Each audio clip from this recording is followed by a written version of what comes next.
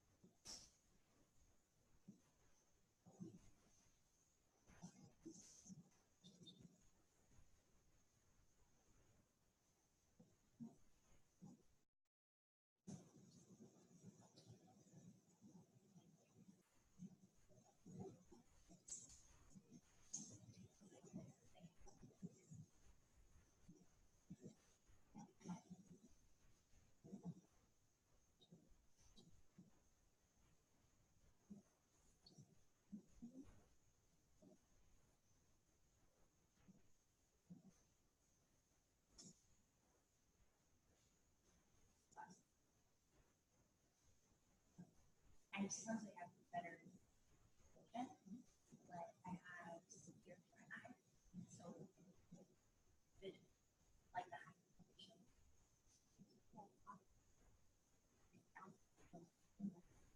Yeah, I want to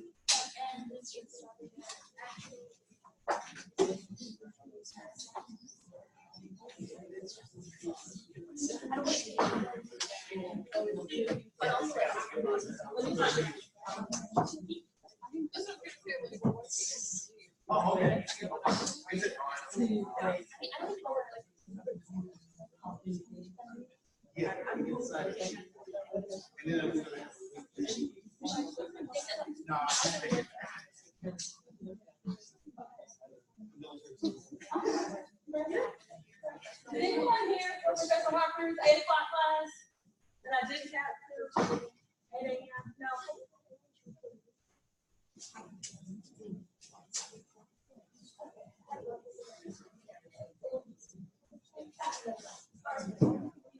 I'm supposed to take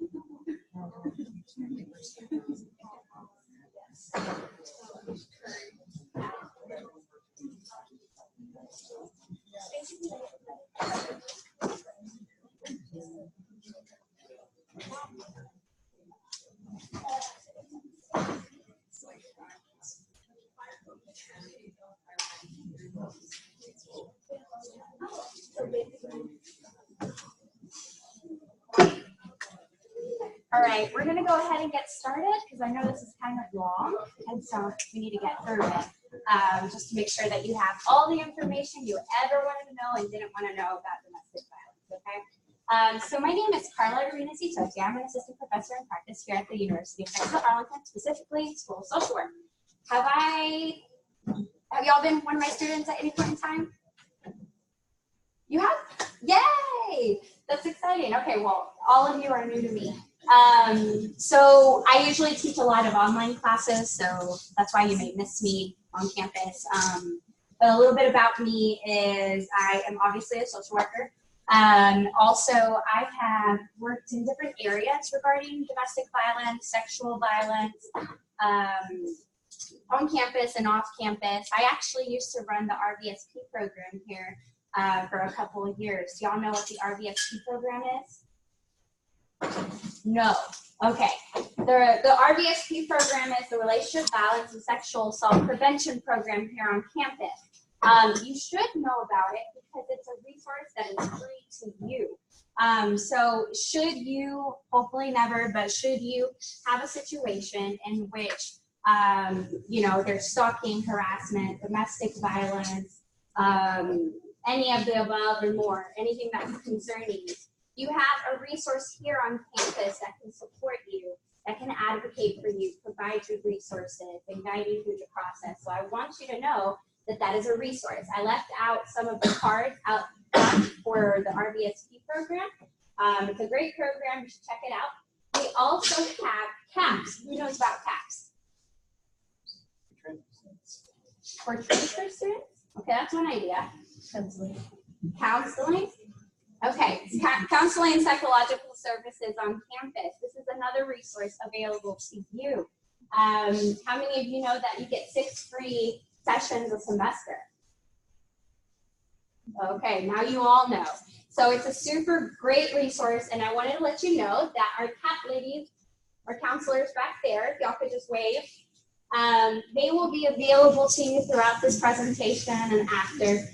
Well, I think you may have to leave a little early, but throughout the presentation, and they obviously have a hotline and they have appointments that you can talk to. I'll also be available for a few minutes afterwards, and so if you have any questions, you can talk to me, okay? So today's idea is that we are going to talk about domestic violence 101. So when you hear that, what do you think of?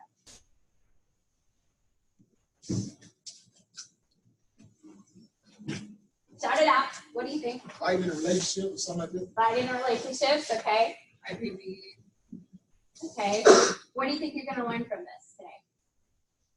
We'll go for help. Where to go for help? How to see the signs and symptoms of someone that's in the Signs, symptoms. Yes. So we are celebrating the Domestic Violence Awareness Month. So it's October. How many of you know that it is DVAM is what they call it? Okay, a few of you, yes. So all of October, there are multiple series of events and different things like that that you can be a part of, and we'll talk about it a little bit more. So basically, this is a crash course so that you get everything that you need to know, the basics that could be helpful to you. How many of, are all of y'all social workers in the making? Who is it? One? Okay, this was open to the community, so I wanted to kind of have an idea who the audience is. So all of y'all are social work students? Okay. Awesome. All right, to begin, I wanted to talk about, this presentation has triggers, and so I wanted to let y'all know that you never know who has been a victim, a survivor of domestic violence, sexual assault, or anything like that, right? What we do know is that we could have a lot of students here, a lot of people here who have been impacted by this. So I please ask that in all of our communication here that we be respectful and that we take that into consideration, right? Some of the things that we're going to talk about can be very triggering to anyone. They're difficult topics, and so I want to allow you to take care of yourself. Don't think it's rude if you need to go up and to the back, or you need to step out for a second, or you need to use the restroom, or whatever you need to do, take care of yourself, okay? Please feel like you have permission to do that, because it can be tough and you may need a break, or maybe you just need pee, I don't know.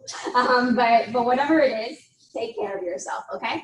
Another thing I wanted to ask y'all is, when we have conversations about this, it can be scary to share. So in order to create an atmosphere in which it's safe to share, do you guys have any ideas of what you would like in this group and discussion? I can put out something. People usually talk about the Vegas rule, so like what happens there stays there. So I would like to say that whatever we discuss here stays here. Is that okay with y'all? Okay. Is there any other ideas that you may have that you would like to share?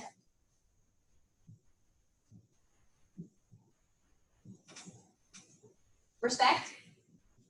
Sensitivity. With that? Sensitivity. Could you elaborate on what? Be understanding and mindful that not everybody's circumstances of where they are now matches yours. Sounds good to everyone? Yeah. Maybe being careful not to judge, you know, being open and listening to what other people have to say. Any others that people are dying to say? Or are we good? Okay. All right, so FYI, I like to hear y'all and I like to listen to what y'all are thinking. And so I don't want to be pulling out teeth. I want y'all to feel comfortable to participate, okay? So feel free to shout out, raise your hand, whatever. I want y'all to participate in this, okay? So what is domestic violence? So if I ask you that question, what would you say back to me? Fighting a relationship. Fighting, okay. Violence in the home. Physical and emotional abuse. Physical and emotional abuse. Spousal abuse. Spousal abuse. That's good, because a lot of people, there's a difference between dating and spouse and so on and so forth. Any others? Okay. So when we look at definitions, I think that the definition that is out there the most is a pattern of coercive, controlling behavior that may include physical, sexual, psychological, emotional, and verbal abuse. Kind of comprehensive. It centers on the concept of one person wanting to have power and control over the other, whom they have a relationship with. Policies and legal definitions can vary. I point that out because from state to state, from wherever you are, policy matters, okay? While there is an overarching idea of what domestic violence is or intimate partner violence is, or sexual assault and those things, it can look very different, right? You have policies, and how many of you are interested in policy? I'm just curious. Okay, usually it's always one or two, and everybody else isn't, right? But policy is very, very important because it can change the outcome of something. It can change the rights that you have, the resources that are allocated to you, right? So knowing what these definitions are in maybe it's your student handbook at UTA, right? And maybe it's where you're living. in the region that you're living, and so on and so forth. It's important to know what they are. Terms that are typically associated with this issue are domestic violence, intimate partner violence, battering, victim, survivor, batters, abusers, offenders, perpetrators. Those are very, very typical language that you will hear out in the community, and it just really depends, right? So if you're working for a university and you're working for Title IX, how many of you have heard of Title IX? A few of you, okay. So basically it's a federal mandate that provides guidance to universities on how to respond to sexual assault, stalking, harassment, domestic violence.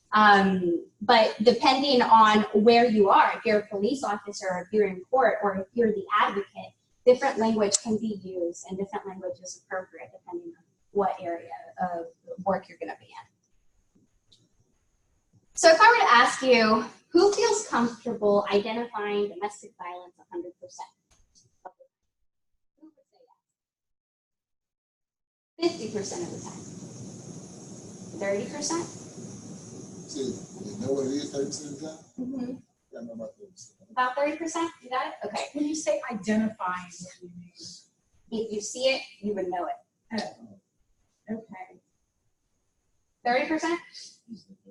50. Yeah, easily. I'll get it on. Okay. Well, most people wouldn't feel comfortable even saying 50 or 30%. Most people would be like, I think I know, I'm not sure. When people are fighting or yelling at each other, right? But what's interesting about domestic violence is that it's very complex, and sometimes we don't see it. It's right in front of our face, but because it doesn't look like fighting or yelling, we fail to see it, right? And so if we fail to see it, we fail to help the person who's being impacted by this.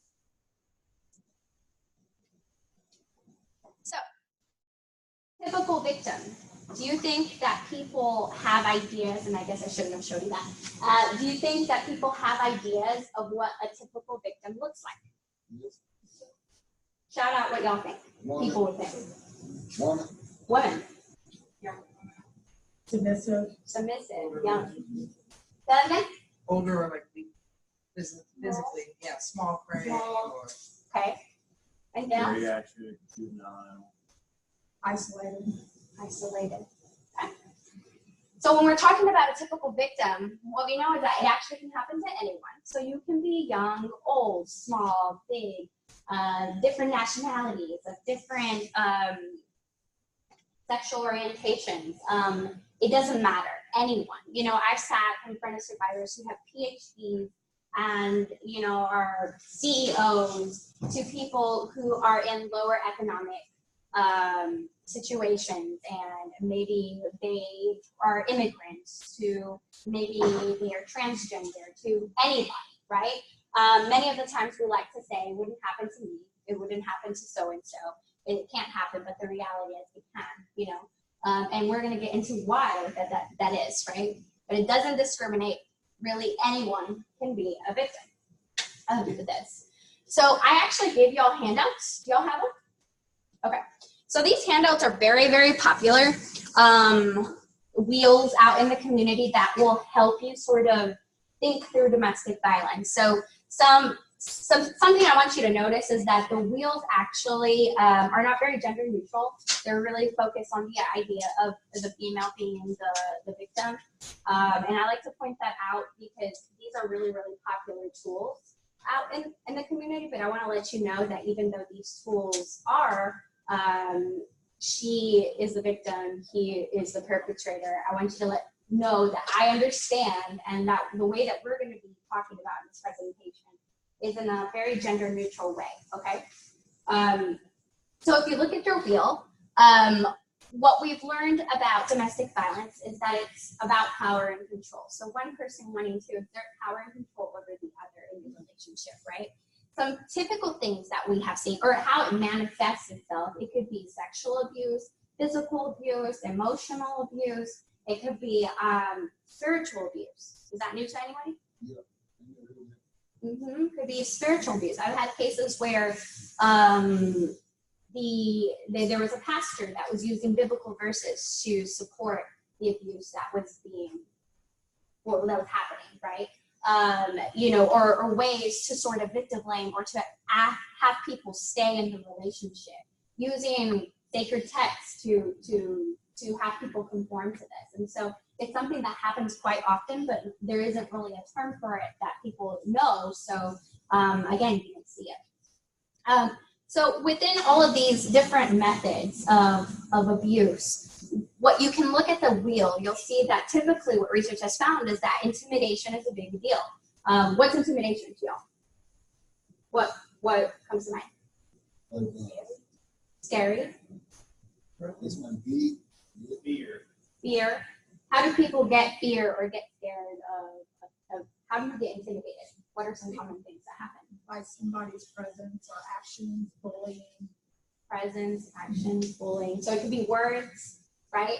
It could be physical presence, right? My husband is 6'2" and I am 5'2", so, right? So if he were to physically want to show me that he, like, get in the way of that doorway, not let me pass, would that be intimidating to me?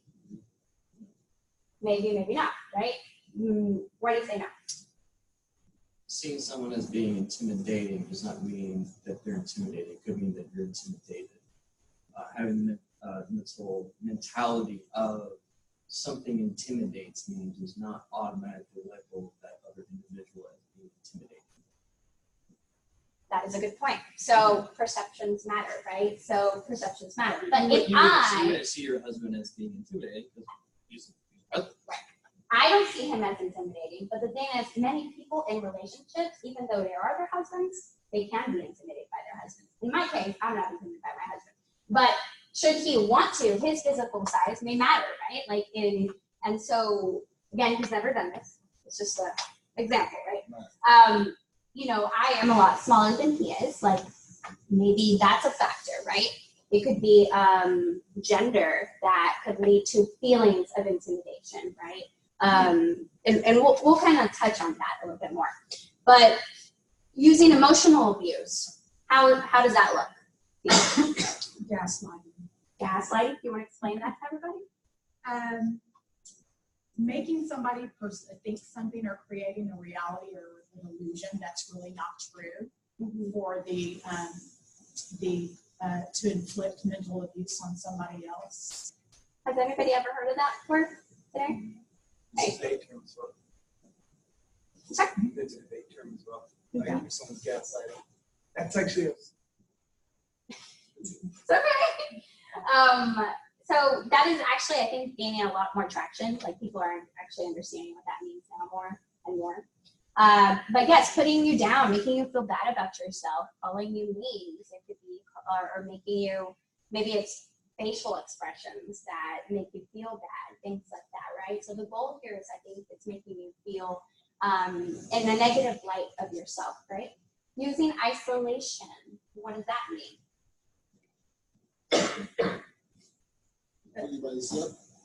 Put you by yourself, so in a physical way. Okay. As a means to control you. Okay. Any other ideas? Limiting outside opinions so that the person can't conform their own understanding of what's going on to help themselves. So now you're talking about more of an emotional version of isolation, like through your opinions. Any others? Maybe lots of friends and family. Right. So that could be physical and it could be emotional, right? Or it could be Transportation, physical. So yes, with isolation, it controls what you do, who you see, where you go, who you talk to, those kinds of things, right? It can be very, very physical, and it can be very much just an emotional or mental thing that's created. I've had cases where I have had clients who have been locked up in a car for weeks, or locked up in a room for weeks. Have no access to food, to water, to anything, the bathroom, unless they're actually allowed to.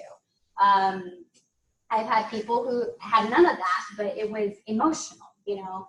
Well, your friends are blah, blah, blah, blah, blah, your family, blah, blah, blah, blah, blah, right?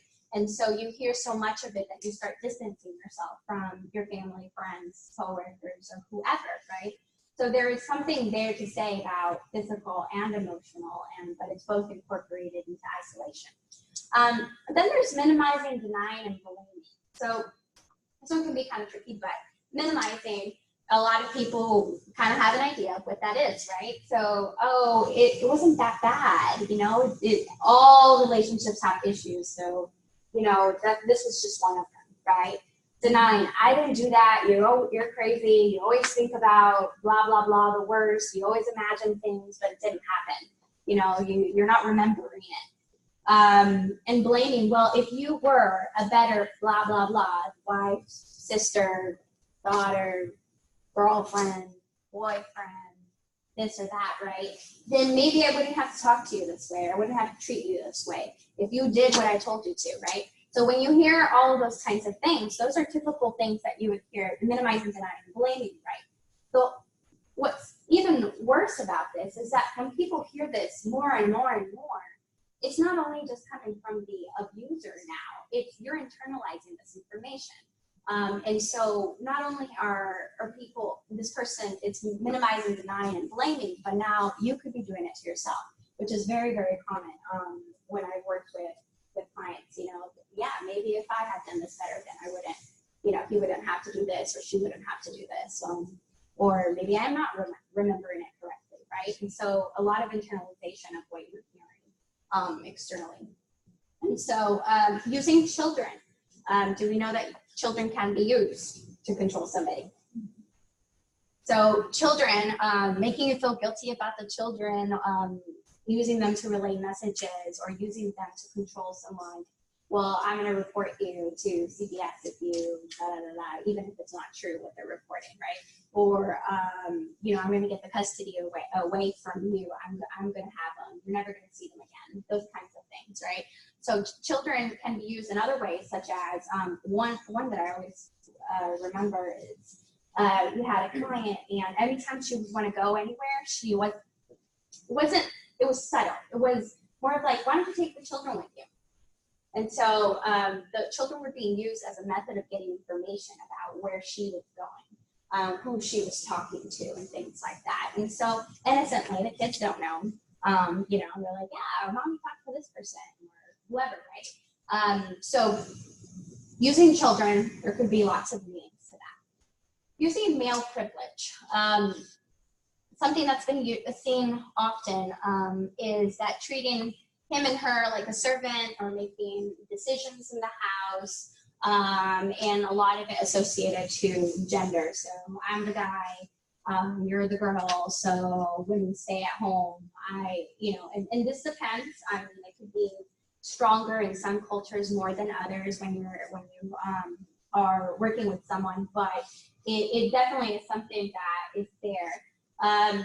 Something I want to point out is that when you have other compositions of relationships, for instance, a female abuser and a male victim, I have seen gender be used slightly different. And so something that I would hear often from my male victims is, you know, she would always say that, you know, you're the man, you should be supporting me, you should be providing the finances, and since you're not, you know, you're not a man. You know, or men please their women in bed, and things like that. And so using stereotypical, like what people would view as toxic masculinity back at men. I saw that quite often, which was very interesting, because there is limited research and exposure to, I think it's gaining more traction now, the idea that, wow, it's not just women, men can be abused too. But I had the privilege of working with lots of male survivors in an agency, and I would constantly hear things like this, where gender, a stereotypical gender, was actually used to abuse the male victim in a different way. Same thing when we talk about the LGBTQ plus community. I've had examples where there was a transgender victim, and the abuser would call her an it, and things like that, in order to degrade and bring this person to a point where they're feeling bad, you know, about themselves and who they are. And so I think that little section of this wheel is really interesting, because it can be used very differently depending on the gender composition, right? That's just something I wanted to point out as an extra, because historically, why we say male privilege is because historically women are usually the victims of violence, and I don't want to discount that in any way. So using economic abuse, what does that mean? Ideas? Controlling the finances, the bank account, to the cash flow, shopping, spending. Could this be possible in a relationship where you're not married and you maybe don't have those entanglements? Yes. How? You know, Okay.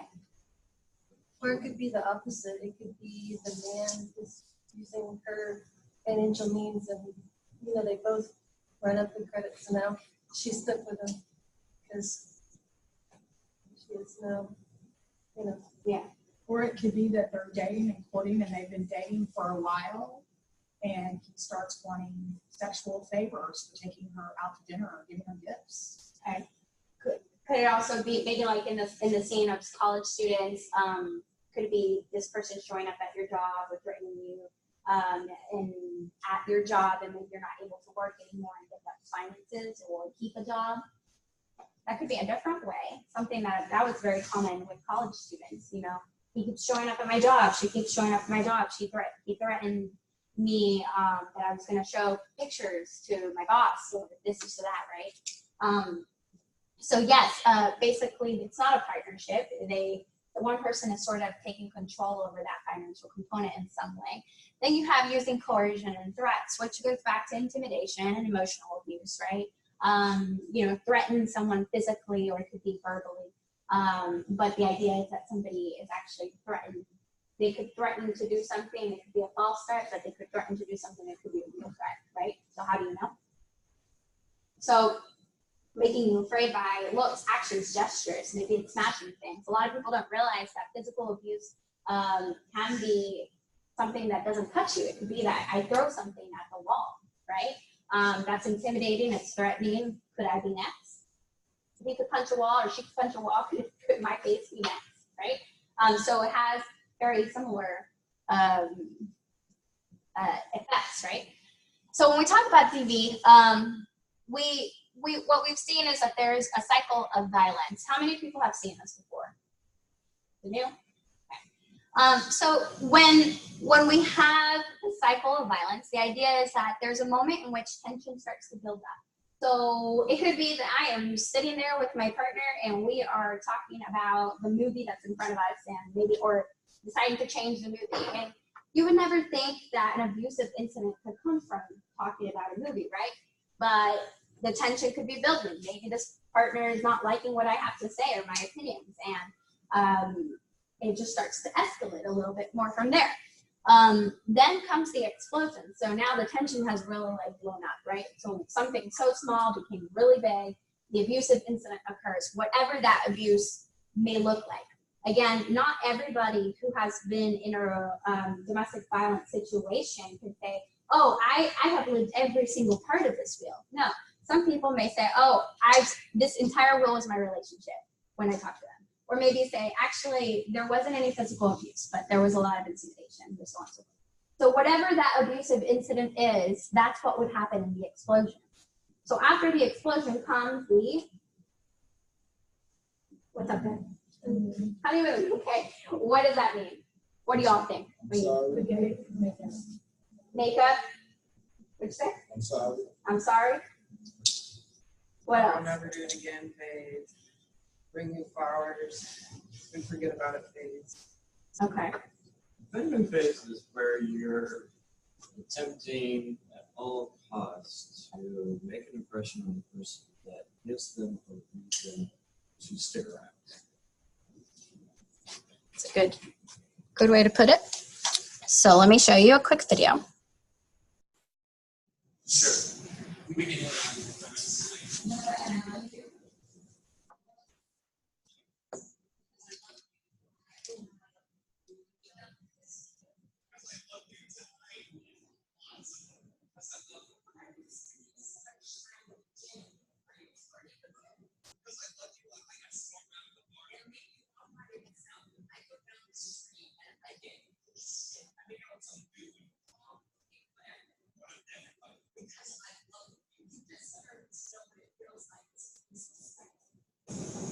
because I love you. I'm so sorry. I was wasted because I love you. I text. I can't live without you. I wait for you after class. I'm scared of everything because I love you. I yell at your window.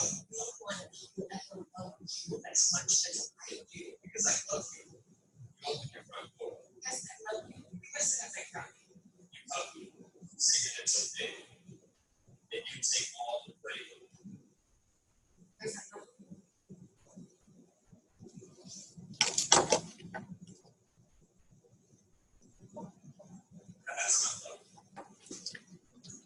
That was a very popular campaign. Who has heard that one? Has anybody seen those commercials or anything? It was a really popular campaign to educate, I guess, about the idea that some of these things that are very, very popular and you hear very often are not loved, despite how many times. And so the One Love Foundation, you should look into it. It's a really interesting foundation that has lots of interesting videos and good information. And it was based off of Yeardley Love, I believe that was her name, where she was murdered by her boyfriend in college. And so her mother took this foundation and decided to educate the community. So it's a really good place to get some information. But I thought that video did a quick, in a nutshell, version of this entire cycle of violence, right? It starts out fun, but it ends up where we said it would end up, right? Which would be tension, explosion, honeymoon, and it continues. Any questions about that?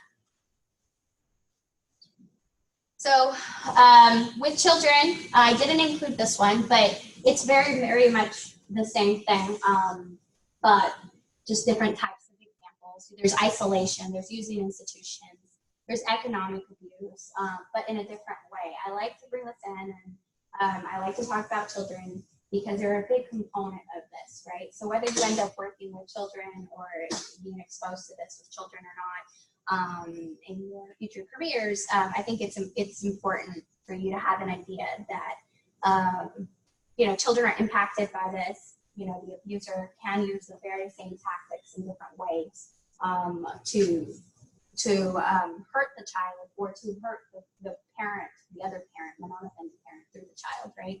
Something that I've seen often is using adult privilege.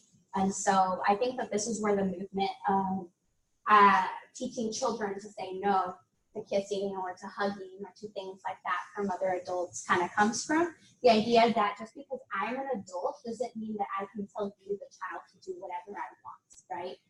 So it's identifying that as adults we have this privilege of authority that children listen to, right? And so treating, punishing, or bossing around the children, and this goes into sexual abuse, like empowering a child to be able to say, I don't want to kiss Uncle Jeremy, like he always wants to hug me, but I don't want that. And empowering the child to be able to say no, right? Instead of falling into that idea of like adult privilege, like the adult gets to tell you who you kiss, who you hold hands with, what you do. So giving autonomy back to the child's body, right? So another wheel that I didn't include, but this just really sums up the idea of post-separation. So how many of us do we hear, well, why didn't she just leave? Or he leave? Do we hear that often? So a lot of times leaving is actually the most dangerous situation for a person in an IPV situation. So when you leave, that does not mean that the violence ends. In fact, it could escalate and get worse. It's one of the most dangerous moments of their life. So when we ask people to separate and like, just leave him or leave her, we are not really considering all of the barriers that this person may have and the consequences to leaving, right? And so this can be a very, very dangerous moment in their life. I believe the statistics is 75% like escalation or risk when you leave. So it doesn't end when you leave. Something else that is typically not discussed with domestic violence, but I believe should be discussed, is animals. How many of you are animal lovers? And it's okay if you're not. Okay, so maybe about half of us in here are animal lovers, the other half, I don't know, maybe not. And that's okay. So for the animal lovers, I'm assuming you think about your pet, food, water, happiness, joy, you take them places. Some people may be interested in dressing them up for Halloween. Is that true? Yeah, don't lie. Mine was a hot dog last year, so I don't know what he's gonna be this year, but some people are for that, some people aren't, but regardless, if you love your animals, you know you love your animals. For those people who don't love animals or are not, you know, big into them, you need to consider that they could be for your client, or the person that you're helping, or for your friend who's in this intimate partner relationship, right? They could be a big deal. You know, some people choose to have animals and not children. Some people can relate to that, some people may not relate to that. So animals have been shown to be a big deal in domestic violence, and it's becoming part of the conversation now, I would say, because before I don't think people would talk about it or think about it. So why? There are many cases where there is isolation, and if you can see, it kind of mimics the wheel that we were talking about a little bit before. Isolation of separating you and your pet, threats to hurt the pet, the animal, legal abuse. You know, when you get protection orders, you can include your pets in there, and there's a reason why that finally happened. Custody battles over pets, denying and blaming. I've had, and I know this is tough to hear, but I've had clients in which their animals or dogs have been murdered in front of them. So I had a situation where this guy snapped the puppy's neck in front of the victim, because just to show her, I can do this to the dog, I can do this to you, or this is what you're gonna get if you keep not listening to me or whatever. So it's a pretty big deal and very traumatizing. Can you imagine how traumatizing that would be as a person, like an adult? Now think about a child. That's your pet, right? When we talk about disabilities, that's a conversation that I think a lot of people don't have when they talk about domestic violence. There's service dogs, right? Service animals, emotional support animals. So if you have these animals and they are being threatened to be hurt, and you depend on them, right? More than just your typical pet and pet-parent relationship, right? That's a big deal, and that's something that needs to be considered. So there's emotional abuse, economic abuse, not letting you spend money to get food, starving the dog or the animal, right? Intimidation, using children because it's linked to the kids. So what we do know is that 99% of pet owners consider animals to be companions or members of the family. 71% of survivors in shelters reported their partner had harmed or killed their animals. That's a big number, 71%. Numerous surveys have reported that 25 to 40% of battered women report that they delayed their decision to seek safety out of fear for their animals' welfare. I don't know about you, but I think that number is pretty high because it's getting to close to half of them, right? And so when people are calling shelters to figure out if there's even space for them, because there are many cases where the shelters are completely filled, then they have to think about, well, if I leave and I can get my kids and myself out, what happens to my 11-year-old dog that I've had since forever? Where do I take this dog? Especially if you know that the abuser has hurt the dog or threatened to hurt the dog, right? So you would think that we have a resource for this. It's growing. There's this thing called Purple Paws, and it's bringing awareness to how we need to provide some sort of shelter, because a lot of people would leave the animals with somebody and never get them back. And so creating relationships with local animal agencies have been very helpful, as they've been able to provide food and supplies and low vaccinations to victims who have animals in these circumstances, and be able to board them while they get away for the 6 weeks or 8 weeks that they have at the shelter. So it's really important to consider this into safety planning as well, which we'll talk about. So overall, we talked about the wheel, and we talked about what it looks like. Have y'all heard the term red flags before? Yeah. So basically, it's knowing the red flags. So How many of us have an alarm clock and it goes off in the morning so that we know it's meant to get up and go to work or go to school? How many of us have something like that, right? How many of us snooze it? Let's tell the truth. Okay, I used to snooze mine all the time. Like, seriously, I am the worst morning person you'll ever know. The alarm will go off, I'll snooze it, 2 more minutes, it's fine. It comes back, I snooze it again, snooze it again, snooze it again, and then I'm running for it. Well, red flags are a lot like the alarm clock. A lot of the times, either we don't know the red flags, we can't identify it, and that's one thing, or sometimes we do see them. We may not know that they're red flags, but we feel something. We're like, oh, that was really weird, or I didn't really like that. We may not verbalize it, but we just know that we're taken aback by it, right? Unfortunately, many of us also have a habit of snoozing them, right? So if you're in a situation, something feels strange, off, and wrong, sometimes we prefer to be polite, right? Instead of running away or walking away or saying what you really want to say, right? And so I think we're snoozing this instinct that we may have that something's wrong, right? Or the things that you've learned are red flags in a relationship. Oh, wow, that was really jealous of her. You know, but it's okay, it's cute, right? She cared about me. Snooze, snooze, right? And so what I want to encourage is that as you learn these things, it's to think about them as red flags, right? What is it that this person is doing? Are they embarrassing you, putting you down? Red flag. Taking your money or refusing to give you money? Red flag. Threatening to hurt you? Red flag. Shoving, slapping, choking? Those are pretty extreme ones. So maybe those are red flags, right? But maybe it's something like, I show up every time you finish your class. Oh, could that be cute? Could be. Could be. What if I send you 100 text messages in a day telling you I love you? Creepy or cute? Creepy. Creepy. What if I told you I love you after the first week of dating? Creepy. Creepy. What if I told you I love you after 9 months of dating? Cute, creepy. Okay. So there's a lot of that that's going on. There's this back and forth. Oh, was that okay? Was that not okay?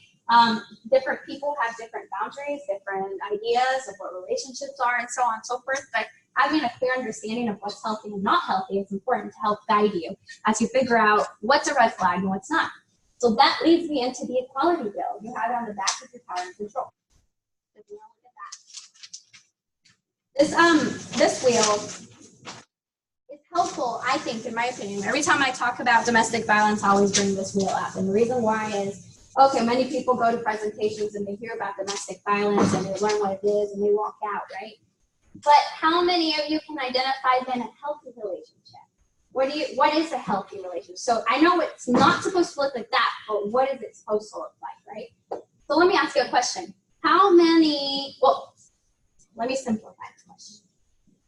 Shout out a sitcom, a show, or something in media that you know, oh, that's a healthy relationship. Legends. What is it? Legends, TV shows. Yeah, TV show, anything. How I Met Your Mother, just anything not to do with the party. Okay, How I Met Your Mother.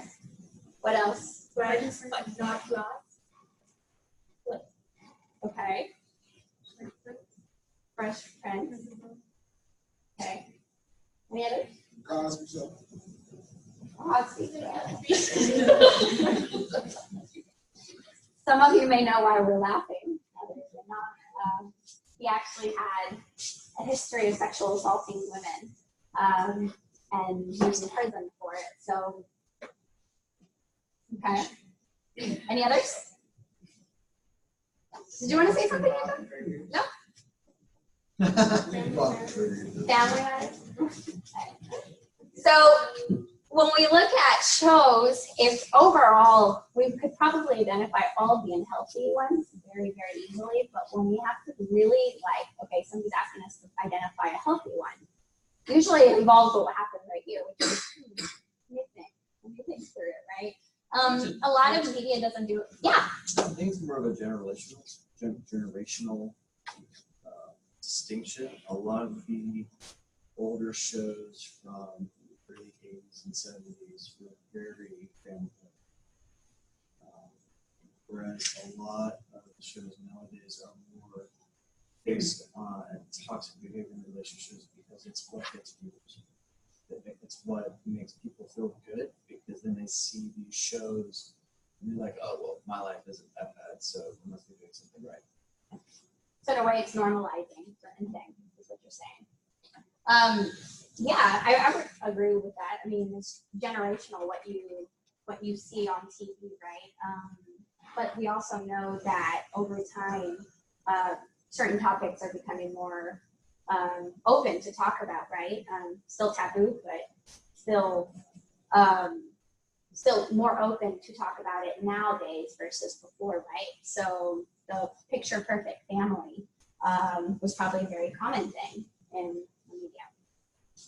So when we look at the equality wheel, now we're not looking at a relationship that has power and control as the basis or foundation of this relationship, but we have equality between these two people, right? So non-threatening behavior. So everything we talked about doesn't really exist, right? There's no, I'm gonna threaten you with my presence, my facial expressions, this or that. There's respect to each other. You're listening to each other, you're affirming each other, your understanding of each other's values and opinions and things like that. There's trust and support. So you support each other's goals in life, your rights to your own feelings, friends, activities, jobs, things like that. There's honesty and accountability. So you accept responsibility for yourself and the things that you do, like, oh, I kind of messed up. I'm sorry about that, right? But actually mean it when you say, I'm sorry. It's not a cycle. It doesn't continue. Admitting being wrong, communicating openly and truthfully. Since there's no intimidation, there's no fear, there's no real reason why you're afraid to share an opinion or a value that you may have, right? So you can communicate a bit more open, or more open, we should just be more open. Responsible parenting. So here if there's children involved or animals, you know, you're not violent, you're being a positive, non-violent role model, right? And support. There's shared responsibility, so mutually agreeing on fair distribution of work, making decisions together, and it could extend to economic partnerships. So it's making these decisions together to make sure that both partners benefit from it. If one partner says, actually, I don't really agree with this, you know, then you can talk about it and figure out what makes sense for you. There's negotiation and fairness, seeking mutually satisfying resolutions to conflicts, accepting change, and willing to compromise. Does this sound crazy to you, or does it sound realistic? Sounds nice? Yeah, I mean, I've had people tell me I have never seen a relationship like that, and I've never had one like that. And I always tell them, well, there's research to prove the power and control wheel, so I promise you there's research to prove what's healthy. But in this relationship, something that comes up is, well, we fight, right? All people fight. All people have arguments or whatever. And I think that the thing is, all people have disagreements, right? Relationships have disagreements. You have disagreements with your mom, with your dad, with your siblings, with everybody, right? But it's how you handle them, right? So can I tell my partner that I really hate it when they leave the seat up?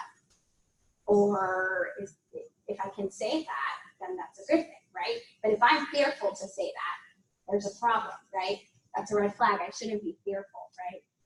If I can share something with my partner and my partner can listen to me, even if he doesn't like it or whatever, he can tell me why he doesn't like it, or he can talk to me about it, right? Am I yelling at my partner versus talking, right? If I do something wrong, do I say sorry? And do I actually not do it again, right? So I think it's unrealistic to think that we're going to be perfect and not have arguments with our partners or our people in our life. But the idea is, do we have partnership where we can both talk to each other? Can we share information about each other safely, right? Do I feel emotionally safe with this person as well as physical safety? Can we share responsibility? Do we respect each other? Can I have my own friends in my own time away from this partner, right? So all of that are questions that you should consider and people should consider to determine, right? So I've had people ask me, well, what about gender stereotypical relationships, like where the male is the breadwinner and the female is the stay-at-home mom? Is that unhealthy? So let me ask y'all. What do y'all think? No, that's the decide. What? Just to decide. Okay. It's unhealthy if it's forced to be that way, but if it happens. So, say that again? Let me hear you. If it works for them, they just don't do it. Okay, so that's where I'm going. So pretty much, if they negotiated, right? Did they talk to each other without fear about it? Can they change their mind? Can the stay-at-home mom say, man, I've been doing this for 5 years and I'm done? Can she say that, right? Can she change her mind? So is this something that they both mutually decided together? They feel like it's good for both of them. They're both benefiting from them. If they change their mind, they can change their mind. Sounds healthy, right? But if it's not, like you said, it's forced. If somebody doesn't feel like they have a way out of that, then that's a different story, right? Same thing with dual income earners. Two people going out into the workforce. If they have a certain lifestyle, a lot of people now are like, that's an egalitarian relationship. I would never be in a stay-at-home parent relationship or whatever, right? But again, that could be unhealthy or it could be healthy, but it depends on the decisions and what's happening in that relationship. So healthy and unhealthy doesn't really look a certain way or a certain composition or a certain whatever. It's more about what's going on in this relationship and can people make decisions together. Does that make sense? Okay. Did you have a comment? Well, yeah, and no matter about the way that they deal with the resources, it doesn't matter who's the earner. If only one person's ever allowed to touch it or see it or decide what it's used for, then that's going to be enough. Whereas if it doesn't matter who's earning it, this is the family's funds. Let's decide what we're going to do together. Is very different. Right, that's very different. So in my case, I'll give you an example. This feels really traumatized me. And so when I got married, I was super scared of the entanglements that came in. And I remember that I always said, I was like, no, I have my own account. I'm sorry, you have your own account, I have my own account, and this is how we're gonna roll. Anyway, after many years and realizing I was safe, I'm like, okay, I get it, you're not gonna hurt me and whatever. And so now we have a shared account. But really, I always had a separate account because I was always so fearful. What if I don't have access to my money? Or what if he turns on me or something like that? That is of many years listening to the cycle of violence. I went into a relationship with a person I already knew. I'm married, we have a kid, we've been together for 13 years, and I still was freaked out by the idea of having a shared account. But I have one now.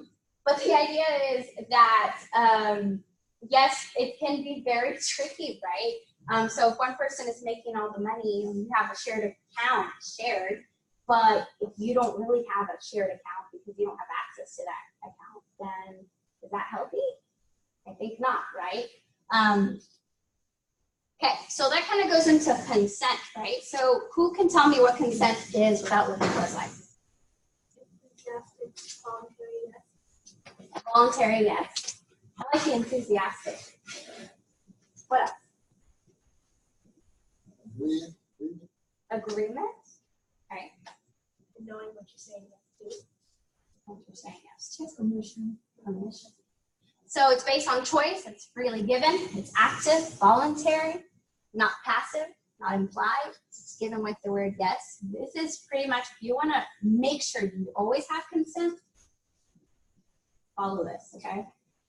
Reason I say that is because, again, we're going back to policy. Policies can look slightly different, right? And depending on where you are, what institution you are in, what is clearly a sexual assault because of a policy that doesn't say it, a certain way, it could lead a case in a completely different way. Does that make sense? Even though it obviously is a sexual assault, right? So policies matter. But you always want to make sure that you understand consent. This is a very easy way to get it. Only possible when there's equal power, possible only when you are of sound mind. So giving in because of fear is not consent. So let me ask you a question. You're going to get surgery on your left leg, and you sign consent form for your left leg, and then you go in and you find out that your right leg is operated on. Is that okay? Why? Because it wasn't outlined in the consent. Exactly. So if you have given consent for certain sexual activity and things are getting kind of hot and you move on, and this person now believes they have consent to doing a different type of sexual activity, is that okay? No. Why? Because you didn't agree to it. You didn't agree to it, right? Okay. If you, obviously in the scenario of having your right leg operated on instead of your left leg, you were not of sound mind, right? You weren't there. You were out. Do you have equal power? Let's say that you, I don't know, you're getting in trouble by a parent, and this parent then does something to you that they should have never done. Would you consider equal power there between the parent and the child? Why?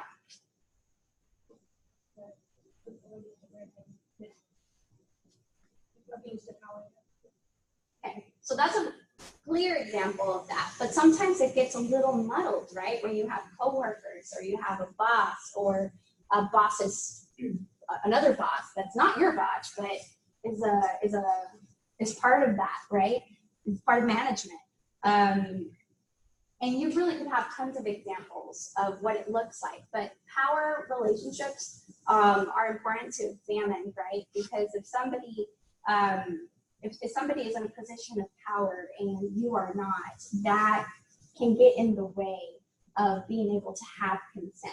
Does that make sense? I don't know if I explained that the best that I could, but okay. Given with the word yes, so a lot of people think, oh my gosh, like they didn't say no. Why is that not consent to not say no? You didn't say yes either. So why are reasons that people can say, maybe not want to say no? Because maybe they're intimidated or confused or misled. So the absence of a yes does not mean yes, right? So, or the absence of a no does not mean yes, right? So this is important because I think between intimate partner relationships, I guess a lot of people forget about consent because they're like, oh, well, they've been dating for I don't know how many years, or they've been married for 20 years. How can they be raped, right? Like, that's what people may think, right? We have this idea of now, oh, wow, we now know there's a thing called marital rape, right? And so I think it's important to realize that consent is not just for dating or in the college world or out and about. It also has to do with DV and it has to do with in the home. And it's important to realize that consent is important across all areas. And something that I like to mention is the relationship bill of rights. You have the right to be loved and to be safe and be treated with respect, have privacy, own opinions, express them, to have them taken seriously. You have the right to say no, have the right to make mistakes. You'd be surprised how many students, clients, anyone will come to me and don't realize that they have these rights. Okay.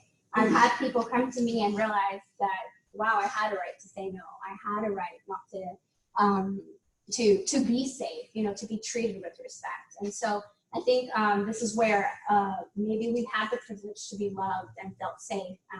I know that other people are supposed to treat us a certain way, but not everyone has grown up hearing those things. And so it was just something that I like to bring up. Okay. So let me show you another quick video.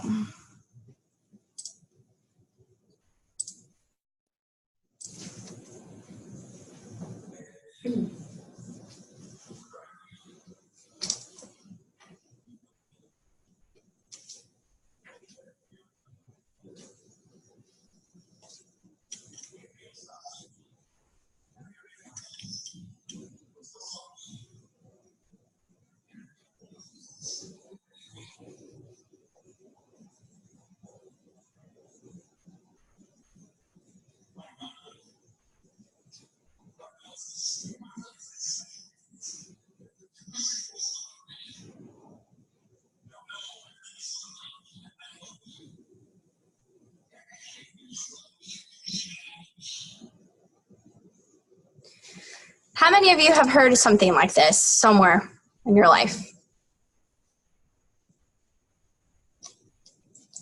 Do you think that conversations like this are common? Yeah? I hear murmuring. You want to share what y'all are thinking?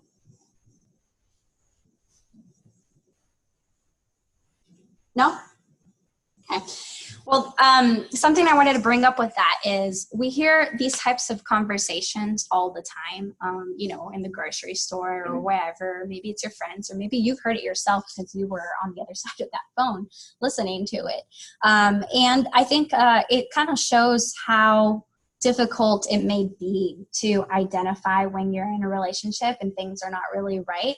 Because as you saw, and they would move to the left and move to the right when it was controlling or cute or this or that, right? So perceptions of how people are talking to you or what's happening in that relationship can be kind of muddled and confusing for people. And so I've had a lot of people really relate to this video because they're like, yeah, I mean, I thought it was okay. Like, I thought he was just checking up on me and, you know, just to see how I was doing, or he really wanted to hang out with me, or she wanted to hang out with me. And so I just didn't think that it was any more than that, you know? And there are conversations like this.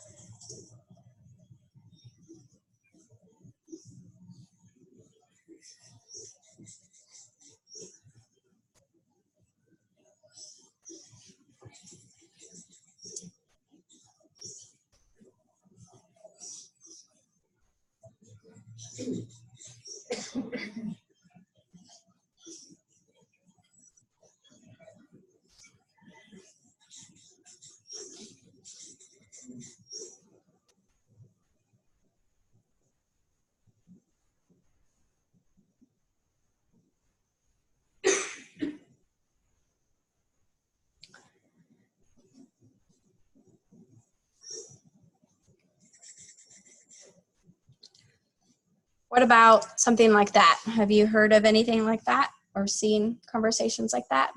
I think in the world of texting, that's why I really, really, really love that quick clip, because sometimes the signs are there and maybe it's not that you're in front of this person, but something so simple as texting, right? How many of us text all the time?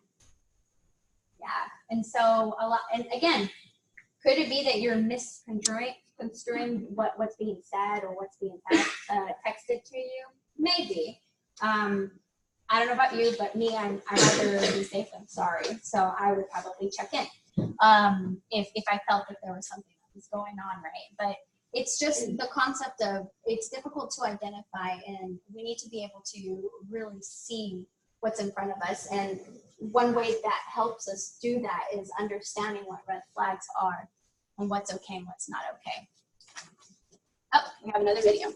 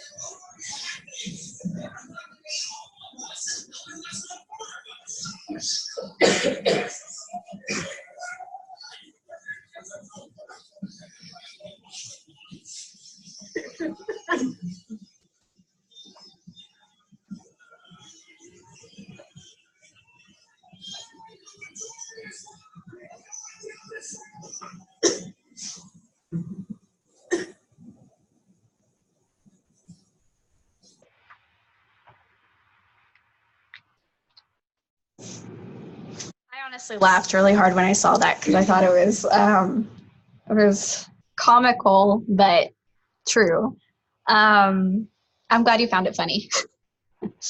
But when we go back to this, we're going to be talking about prevalence now. So nearly 1 in 5 adult women and about 1 in 7 adult men report having experienced severe physical violence from an intimate partner in their lifetime.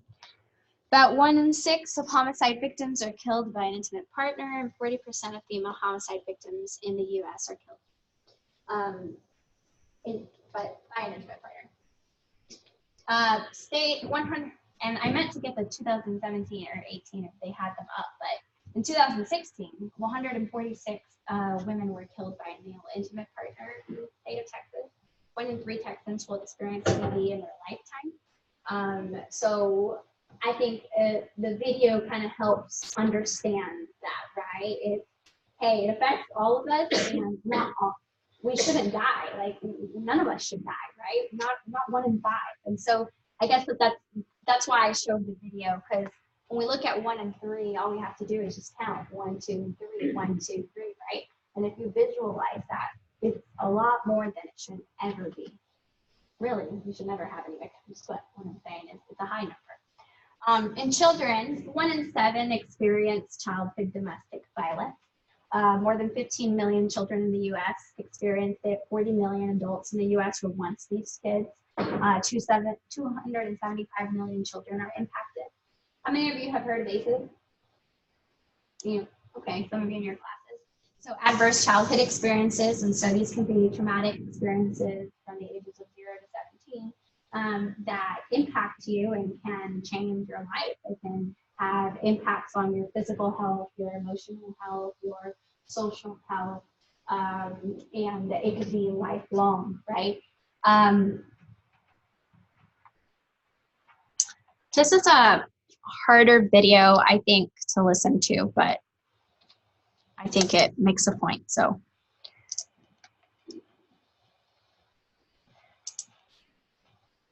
these are some of the ACEs that people associate, like divorced parents, domestic violence, alcohol, sexual abuse, things like that. Where is it? Okay, well, I think I clicked out of it, so it's okay.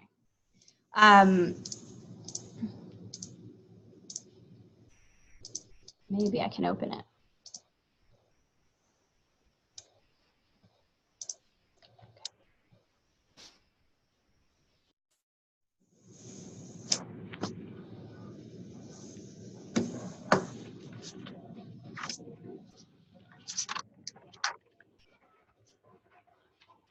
Y'all hear?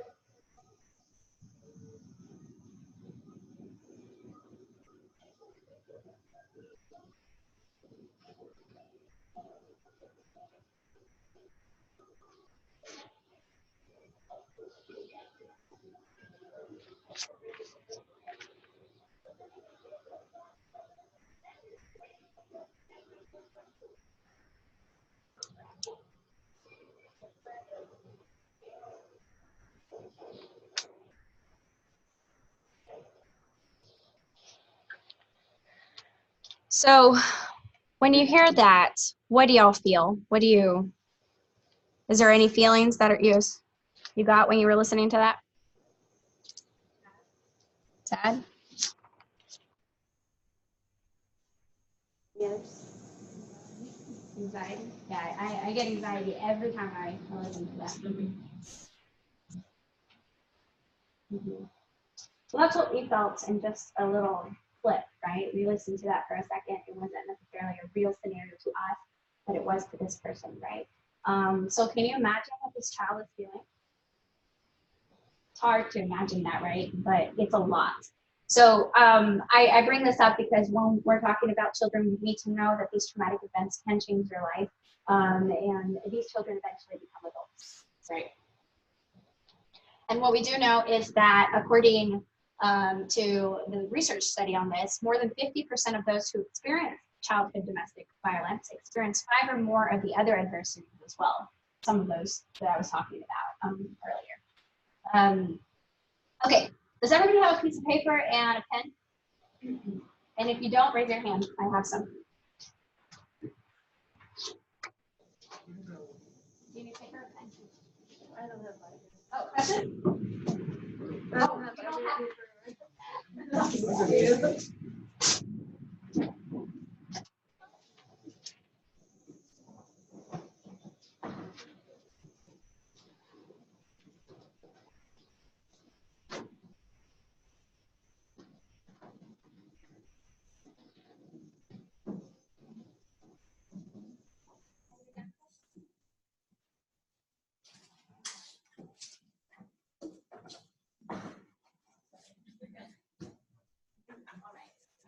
Rip that piece of paper up into 5 pieces.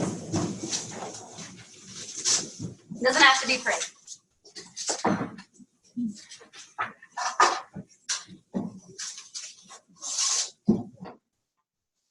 On each piece of paper, so on number 1, you're going to write the person you trust the most, a place where you feel the safest on number 2, and you can label them 1, 2, 3 in this order. I should have done that.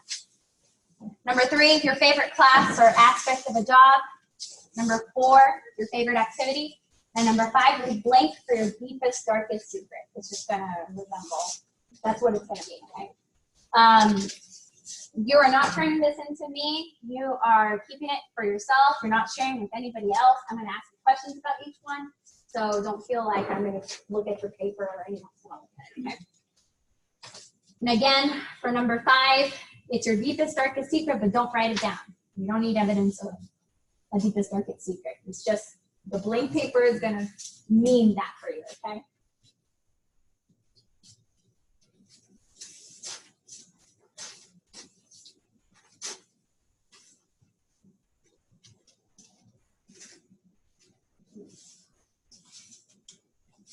I want to write.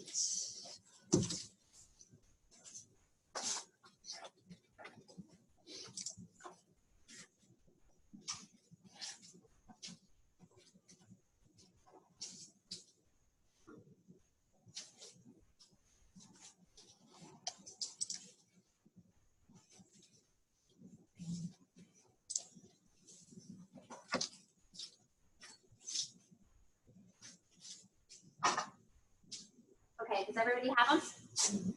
Anybody need more time?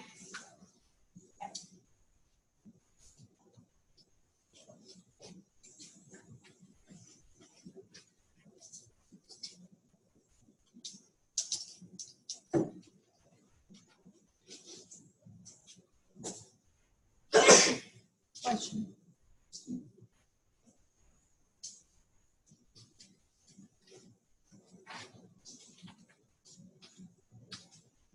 All right. So for number 1, the person you trust the most, you don't have to tell me who they are or anything, but what do you like about this person? Why is it that you trust them the most? I don't want to mess with this, so I'm just going to write at the bottom. Comfortable with them? Okay. I'm gonna tell you your business. So friendly. Okay. They're consistent in behavior. You always know what to expect. They're honest or trustworthy. Similar values. Okay. Any others? They care about your well-being. Okay. So now take that piece of paper in your hands, look at it, think about this person. Now tear this piece of paper. You can no longer talk or be with this person. He or she blames you for the assault, or you were assaulted by him or her. How do you feel? Shout it out. Devastated. Devastated? Disbelief? Betrayed. Full. Angry. Bamboozled. They what? I said bamboozled. Yes. Okay. Now, number 2. What do you like about this place and why do you feel safe here? Protect yourself. Say what? Protect yourself. Protect yourself. So safe, Peaceful, peaceful. non-judgmental place, or like you be free to be yourself. I like who's there. What? Yeah. Where my dog is, I like it. Yeah. Comfortable surroundings. Familiar. Comfort. Smells good. Yes. Okay. Now look at that piece of paper and tear the piece of paper up. You can no longer feel comfortable going to that place. You were assaulted there. How do you feel? Shout it out. Displaced. Anxious. Depressed. Sad. Disrespect. Traumatized.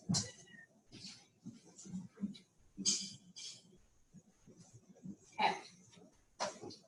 Now the third one, your favorite class or aspect of the job. Why is it your favorite class or aspect of the job? Build with Diversity. It's rewarding. not stressful. Supportive. Education.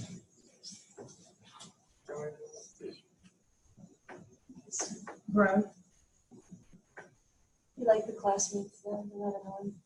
You like it? Okay.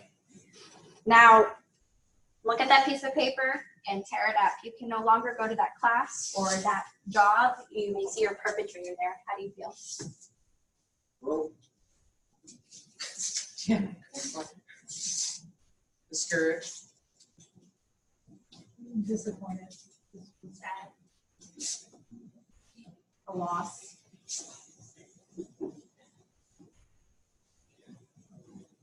Anything else? Taken away?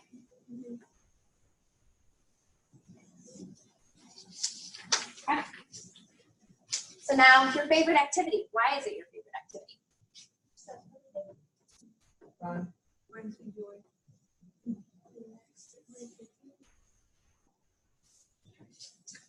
Outlet. Relaxes me. Relaxing. Okay. Now take that piece of paper, rip it up. Your favorite activity. You can no longer do that activity because you fear you might see the person who attacked you while you were doing it. How do you feel? Threatened. yes, good. Piece of me's gone.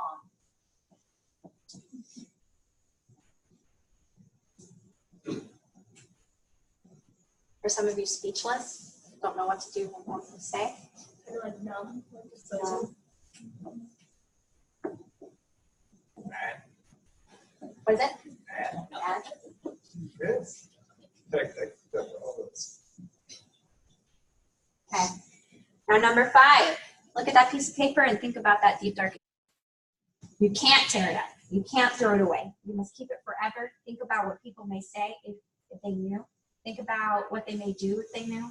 Now think about telling a stranger, an officer, a boss, co-workers, family about it. How do you feel? Shock. No one's gonna believe me. No one would understand. Anxious, judged.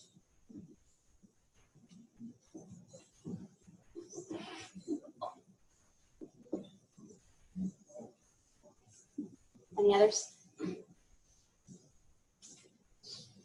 So let me ask you, was that tough to rip up the first person?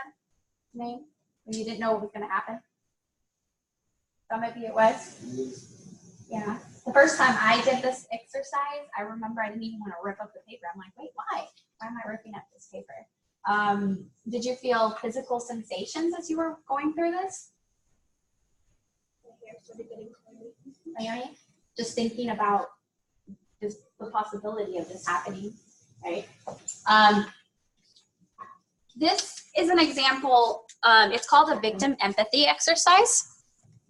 And it really helps, I think, people get, in a nutshell, a little idea of what the feelings could be that someone is going through. So we went from being happy, comfortable, you know, in a good place, doing all these things that we like to do, to being devastated. I know you can't read it, but at least I can kind of read my own handwriting, so I'll tell you. Devastated, disbelief, betrayed, harmed, angry, displaced, on edge, anxious, depressed, sad, disrespected, traumatized, broken, discouraged, disappointed, lost, sad, taken away, threatened, desperate, piece of yourself is gone, numbness, speechless, mad, depressed, shocked, embarrassed, no one would understand, feeling anxious, feeling judged. That's what you felt in this exercise.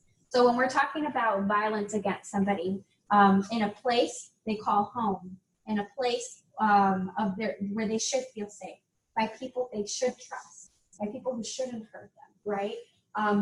This is just an example of what this person could be experiencing within themselves, right? So I don't tell you this to depress you today. I tell you this because I need you to know the impact that it has on a person, that we need to humanize this person, right? They're not just a client or a person that experiences this, but this is real, right? And so I think we have till 5:30, right, Antoine? Okay. So I'm going to just get to this because I want to have a, yes? Oh, okay. So the costs are huge, right? So when we look at not only the impact personally, we have an impact on our society. We know that $3.6 trillion in economic costs. And if you break it down, it's 2.1 trillion in medical costs, 1.3 trillion in loss of productivity and victims of perpetrators, 73 billion in criminal justice costs, and 62 billion in other costs such as victim property loss or damage. That's a lot of money, right? I can't even think about what trillion looks like, right? This is what it's costing our society. Impact in general, you know, it can impact our health, our reproductive system, psychological areas, social areas, right? There are many people who constantly go to the doctor for stomach aches, for asthma, for migraines and headaches, chronic pain, irritable bowel syndrome, gynecological disorders, pregnancy difficulties, unintended pregnancies, STDs. It could be anxiety, depression, other mental health conditions, social strained relationships with health providers, employment, with friends, with family. This is affecting them in every area of their life. We do know that women with a history of IPV are more likely to display behaviors that have future health risks. They overuse health services and a variety of negative behaviors. They high-risk sexual behavior, so promiscuous behavior, unprotected sex, choosing unhealthy sexual partners. There are times where they're trading sex for food or for other basic necessities. Substance abuse, unhealthy diet-related behaviors, eating disorders, things like that. When we look at somebody who's gone through these experiences, I think when we talk about trauma, we should realize that there is no right or wrong on how somebody reacts. Did y'all remember in the exercise, some people were laughing nervously? I don't know if y'all remember hearing that in the audience, but I did. Laughing is a reaction to trauma just as much as crying or screaming or being speechless. And so there is no right or wrong response. There's anger, irritability, mood swings, anxiety, fear, everything that we basically mentioned. somebody can go through. If you get a chance, go look at Trauma in the Brain on YouTube. It's a really neat video that kind of explains to you the neurobiology of trauma in a way that makes sense. Very simple. And it gives you a different perspective on what to expect from a victim when they're right in front of you. And it kind of gives you an idea on how policies are important, because if we have policies that are not helpful, that are not trauma informed with clients, then are we really helping them, right? Do we want to hug somebody who just was sexually assaulted? No, we don't want to do that, right? So we want to have trauma-informed services, but now we don't want to go to a different side of the spectrum, right? So knowing about trauma, how it affects somebody, and what are evidence-based trauma-informed practices is really important as you continuing in your career, or if you're just someone who happens to be the friend who always cares about it, right? How can I help this person? I'm going to go fast because I know that some of you have to leave. So, which affects, we know that it affects children of all ages. In preschool, it could be more basic or more behaviors, so regressed behaviors, something that they had, a milestone that they accomplished, maybe they're regressing, whining, difficulties, fear, separation, anxiety. School-age children may blame themselves for it, may not get good grades, and in some cases I've seen people get excellent grades. Like they just focused on school, so that it was like their escape. So don't ever think that a positive behavior doesn't necessarily mean that someone's being effective, I guess. Teens may act out in negative ways. It could be, like I said, unprotected sex, alcohol, drugs, skipping school. Girls may be withdrawn. Boys sometimes are more aggressive.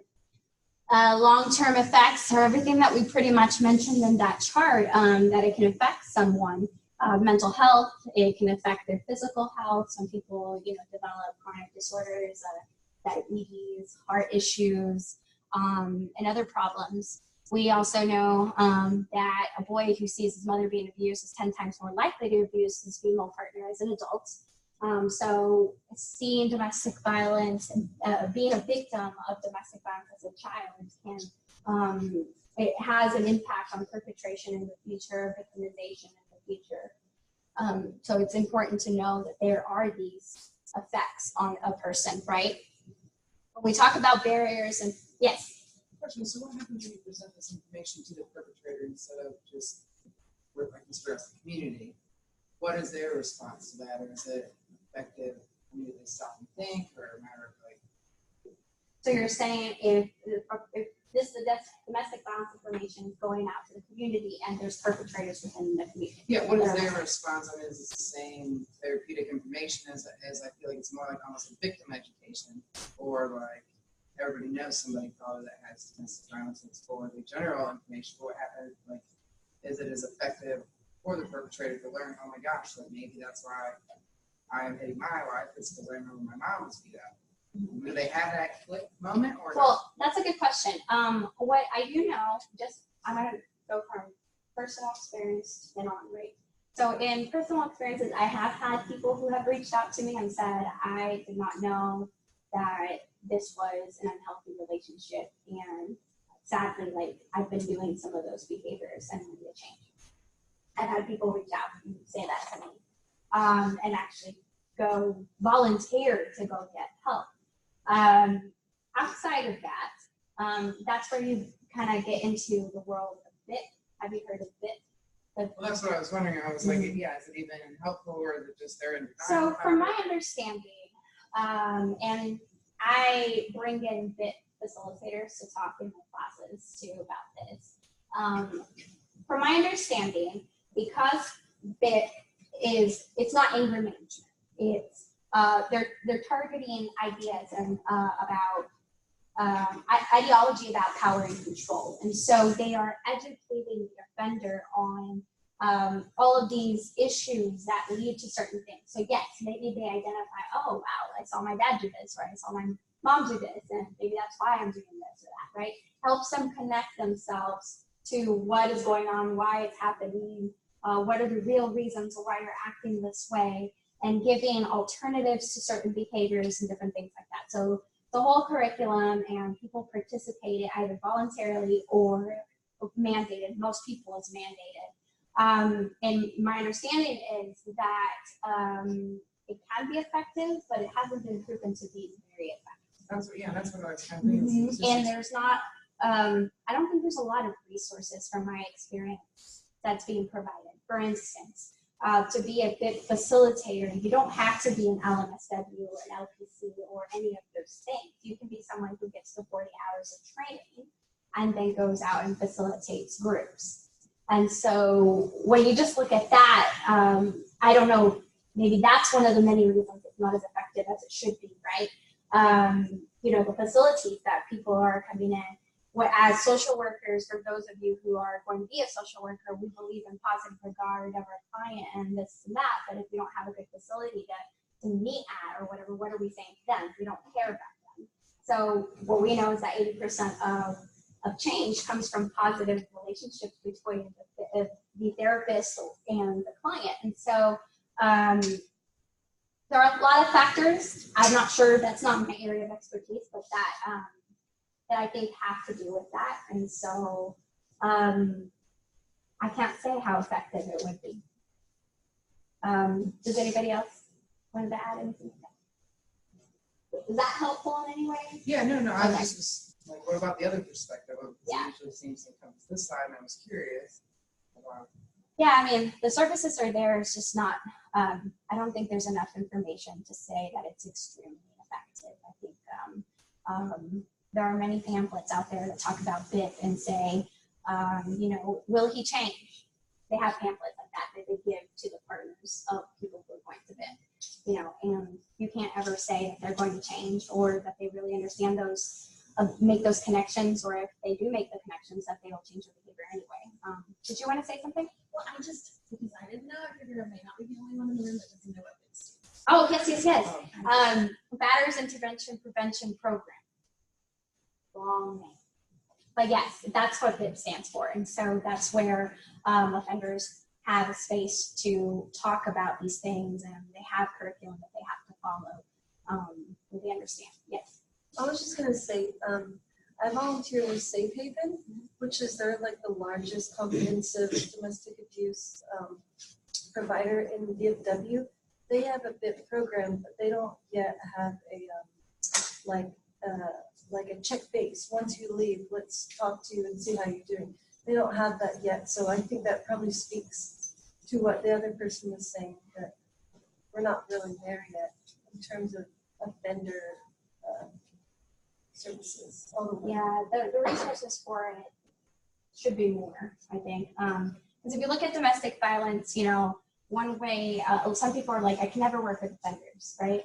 But the reality is, if we don't help the offenders, then we're never stopping this, right? We help victims become survivors and for them to get out of the situation, have a life free of abuse, but we still have these offenders who are perpetrating, right? And so to be comprehensive, we need to do it from education, from the offender perspective, from the victim perspective. This is a whole thing that we need to tackle in different ways. But why do some people stay? This is the question of the lifetime. Economic dependence, parenting, religion, cultural norms, expectations, love, guilt. You know, a lot of people fail to realize that the partner that you that may be abusing you, not everything was bad. At some point, you have good memories, and those are very real for people who've experienced this, right?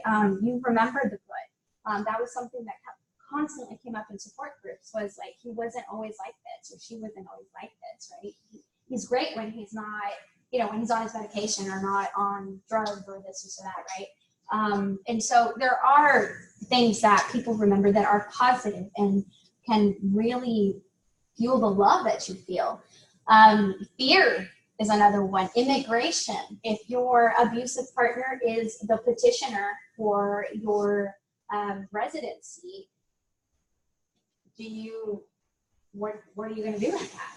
Most people don't know that there are opportunities, and we live in an era right now in which policies and things are changing because of who our president is and what the administration looks like and what they believe and stuff. But generally, there have been opportunities to where, I can, if my abuser is my petitioner, that I can separate myself in the immigration process from that person. And you get opportunities to get residency. And so there are lots of resources out there that domestic violence agencies are aware of. But lack of support system, a lot of the times people, I will be very honest, and I think we all should be, that when we have somebody in our life who is going through this, we want to be supportive, we want to be loving, but we get tired.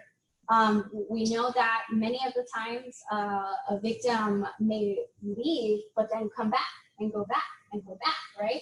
And this is very, very common. From my understanding, and there's research that says it can take up to 3 years or 7 attempts before they're successful at leaving. And so people get burned out by that. And so a lot of the times they don't have the support, the family, the friends that maybe they once had. Identity, shame, embarrassment, responsibilities. You know, something that there goes my trauma again. When I had my son, I kept thinking, oh my gosh, if I was in an emergency and I had to leave my house, how do I feed him? I wasn't able to do breastfeeding for like full time or anything. And so I thought, like, how would I feed him if I don't have money or grocery stores? Like if there's some sort of natural disaster, how do I get formula? Like, how do I feed this child, right? And I was just thinking about in general, like a natural disaster, safety planning in my head. Now I'm thinking, what if my partner was the one that I was scared of? And how do I keep my child alive? Can I just get up and go? Like when I didn't have children? When I didn't have children, there were barriers. Now when I have children, there are even more barriers, right? So the point is there are many, many things that the person has to think about in order to successfully and safely leave. Leaving doesn't end it, and when you leave, there needs to be a plan in place that keeps you safe, right? And so if you just leave when people want you to, you could be in danger, right? And so we're going to talk about safety planning in a little bit. So victim blaming, they don't want to leave, they ask for it, they like it could never happen to me, I would leave immediately. What did you do to make him or her mad? Have we heard that before? And other people? Comments, society, the news, media, right? The idea of victim blaming is that we're really removing the responsibility of the abuse from the abuser and putting it on the victim. You know, why didn't she or he, whoever the victim is, do this, do that? Why are they not doing blah, blah, blah, right? But the reality is we're not asking, why is this person being abusive, right? We're focusing on the person who's actually committing violence. And so when we say it could never happen to me, then, you know, you can be disregarding somebody's experience, right? And that can even hurt you, because if it does happen to you, you know, that's something that lingers in people's minds, right? Those 2 videos, if you get a chance to watch, Victim Blaming James is Dead on YouTube, great video that talks about that. And if a robbery report was treated like a rape report. They have essence of comedy in it, but have great points to make. Okay, so you've learned all this stuff. We got to the place of being broken and depressed and anxious and all of that to understand that, right? But I want to tell you that it doesn't have to be that way. That maybe this person is going to have a new normal, right? Maybe they won't be exactly who they were before, but we can help them have a new normal and help them heal and help them in their recovery process. And so ways that we can be an advocate is to listen without judgment, have active listening skills. If you're telling me something about you and I'm doing this, do you want to keep telling me? No, right? If I'm on my phone. No or yes? No. Right. So there's some basic understanding of and honestly, I think some people, we're kind of losing that. Like we're living with our phone that sometimes we're just having conversations about things that we shouldn't have our phone in front of for, right? We should actually be paying attention to physical cues of what's happening in person, what they're saying. So active listening skills. respects autonomy, understands that, you know, we want to respect this person and their story and what they're telling us and not make them feel judged or forced to do anything, right? So show your listening, provide feedback, defer judgment, respond appropriately, pay attention. Some things that are helpful to say are, you are safe here. I'm glad you came here for help. Your reactions are normal. You must have been very frightened. Took a lot of courage to tell me or to tell someone, right? It's not your fault. I'm sorry this happened to you. How can I help you, right? That is giving power back to this person. When we talk about violence that is committed against someone, a lot of the times our bodies are the crime scene. We feel out of control. And when we talk about power and control and intimate partner violence, right, that is part of the problem. So we don't want to be part of that problem. We want to give power and control back to the person who should have it, right? We don't want to be the second person that now re-traumatizes, right? Another video that's really great is the Brene Brown on empathy. If you haven't seen it, it's great. And so it kind of gives you an idea of what empathy is, sympathy. So things not to say is, you'll get over it. Could have been worse. I understand how you feel. At least he was your boyfriend or your girlfriend.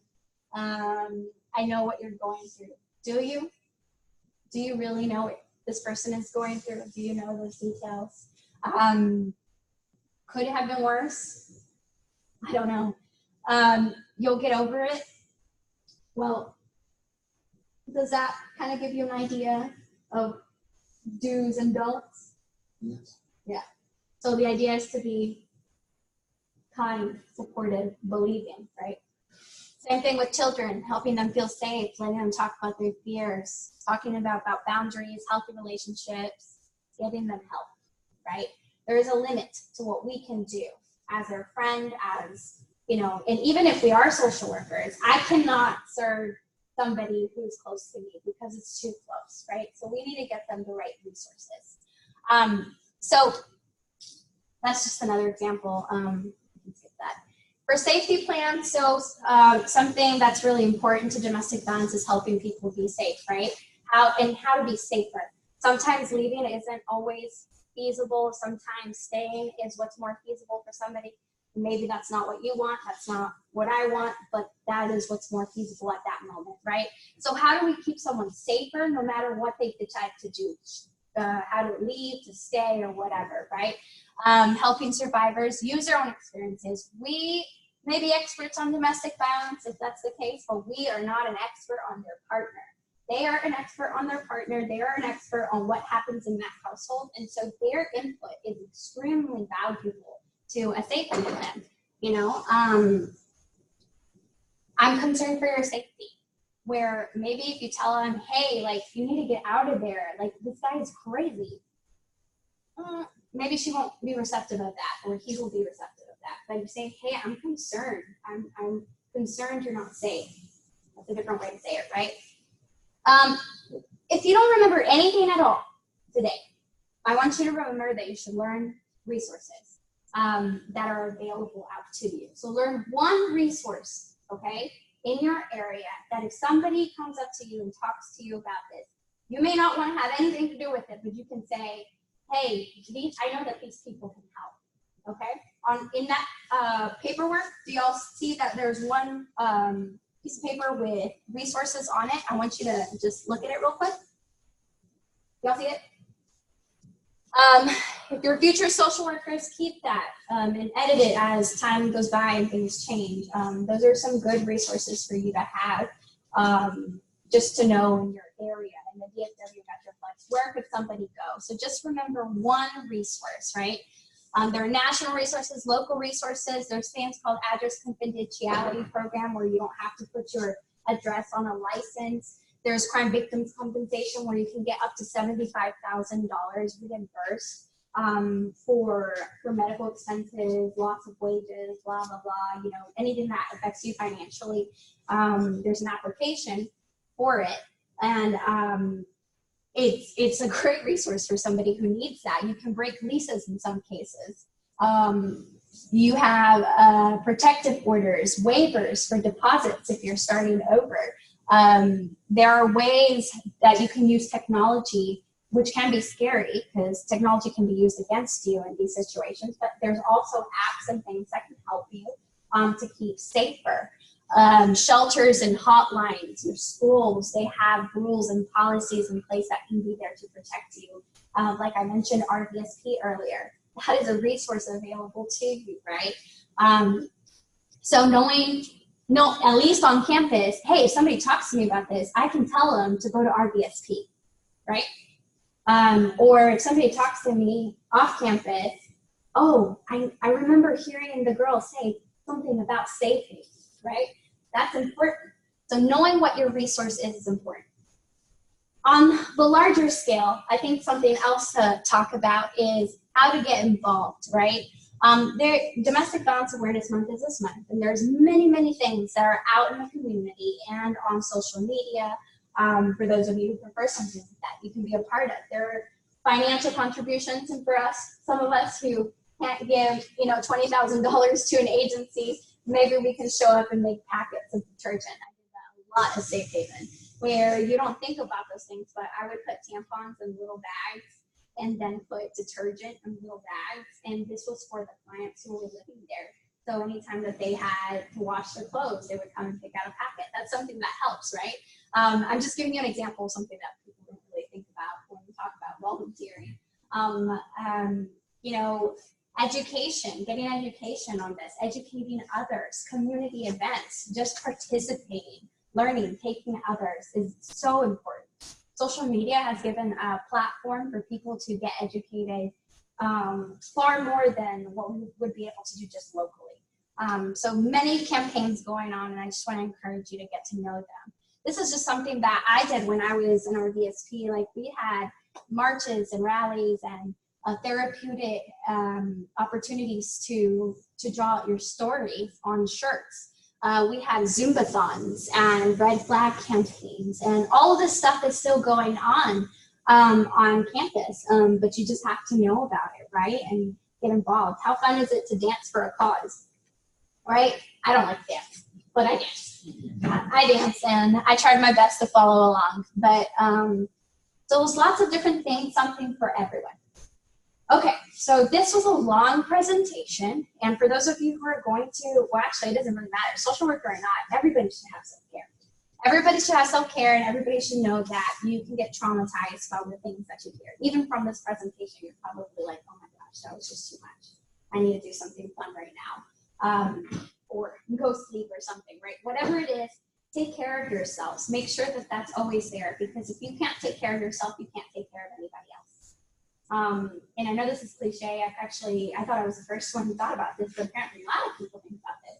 You're on a plane, the idea of the mask, they always tell you to put it on yourself first before your child. There's a reason for that, because if you're not awake, who's taking care of that kid, right? So take care of yourself, be aware. So do whatever it is that you need to do to take care of yourself after this presentation, because I know it was a lot. So again, my name is Carla. I am a professor here in the School of Social Work. So if you have any questions, feel free to email me, let me know.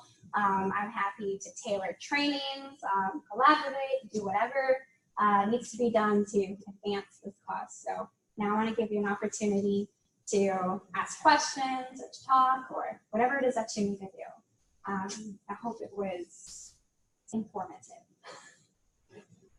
Was it? Yeah. Okay. Does anybody have any comments, questions? Appreciate the information. Thank you. Thank you. Thank you for being here. Appreciate it. All right. Well, thank you. I know some of you are getting credit, so make sure to sign in wherever you need to sign in. Thank you.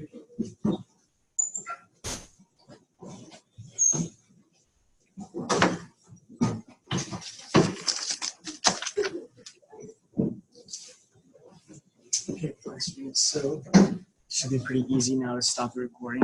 We'll just go back to the Zoom app. And then